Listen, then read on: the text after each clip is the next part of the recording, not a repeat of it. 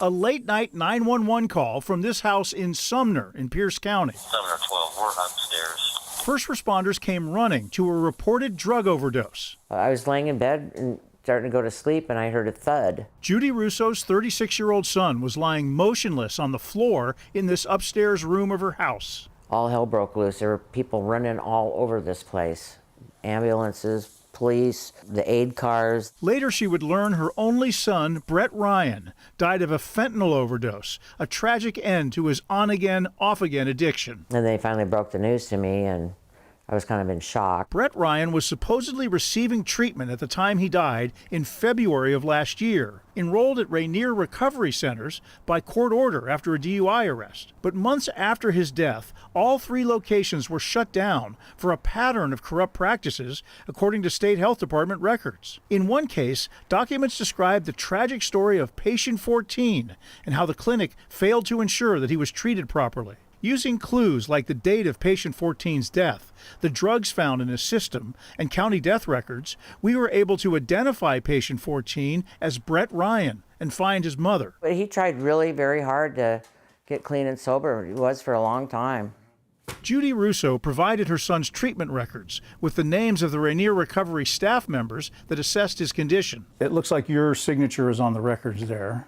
Does that seem accurate? Jennifer Richards was a counselor trainee, new to her first job, who evaluated Brett's addiction and determined his treatment. Did you think you were capable of doing that job? It was overwhelming. Records show how she determined that Brett was NSP, no significant problem, requiring the lowest level of treatment, even though he told her this. Patient 14 said, "I drink because I have switched from heroin to alcohol." That sounds like somebody with a very significant problem. It does. It sounds to me like what he's telling you is he has a very serious drug and alcohol problem. Yes. That's what it sounds like. Was this did you make a mistake here? I might have. I'm a trainee. That's why they call us trainees. Yeah. She's right. The state's investigation blamed Rainier Recovery CEO Jeremiah Dunlap for failing to provide required oversight for his trainees. And Dunlap was doctoring patient assessments down to the bare minimum from needing a higher level of care at the direction of a particular law firm. That's according to the findings and agreed order by the Department of Health. In court, a defense lawyer could use that downgraded assessment to argue for a lighter sentence or reduced treatment. And it have to take a death for somebody to really stand up and say something finally? That's sad. Jeremiah Dunlap did not respond to our messages seeking an interview. After Brett Ryan's DUI arrest in 2023, records show he hired the Lakewood law firm of Barbara A. Bowden. My name is Barbara Bowden, and I'm the owner of the law offices of Barbara Bowden. It was Bowden's law firm that referred him to Jeremiah Dunlap and Rainier Recovery. According to 4 former Rainier employees we spoke with, it was Bowden's law firm that routinely pressured Rainier employees to change patient assessment results. Records show 4 unidentified Rainier employees told state investigators the same thing. Hello, Ms. Bowden. We're the King 5 investigators.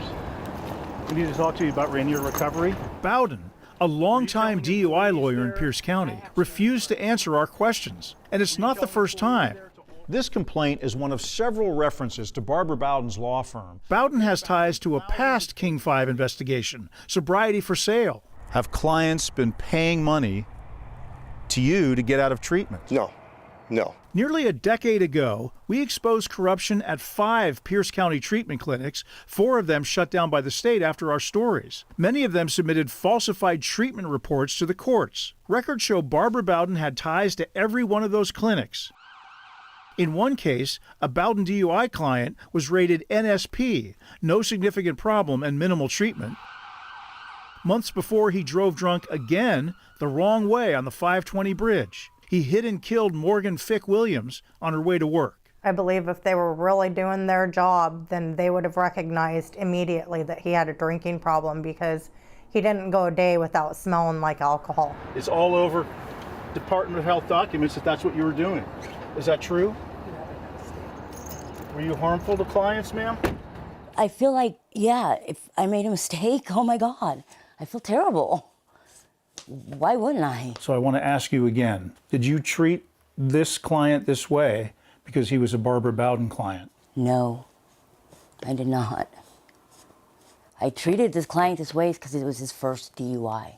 Jennifer Richards says no one told her to downgrade Brett Ryan's assessment. But with licenses revoked at Rainier Recovery's trio of clinics, that means Barbara Bowden's firm is now tied to 8 suspicious treatment centers over the years, 7 of which were shut down by state regulators. Thank you. Please have a seat. Good morning. When Brett Ryan appeared in this Pierce County District courtroom last year, Bowden's law firm submitted his NSP evaluation to the judge. He was sentenced to no jail time and, because of Rainier Recovery's recommendation, minimal treatment. 1 month later, he was dead from a fentanyl overdose. It was about the money. It wasn't about him. No, they didn't help him at all. He had life left, and it wasn't for them to decide on how much. He didn't deserve it. In spite of these serious findings, Jeremiah Dunlap continues to hold his counselor's license, although he was forced to sell Rainier Recovery. We asked the State Department of Health what action it took involving the lawyer Barbara Bowden, and a spokesperson says that department has no jurisdiction over lawyers. So as far as we know, she is not under investigation, even after all these years. Chris Ingalls, King 5 News.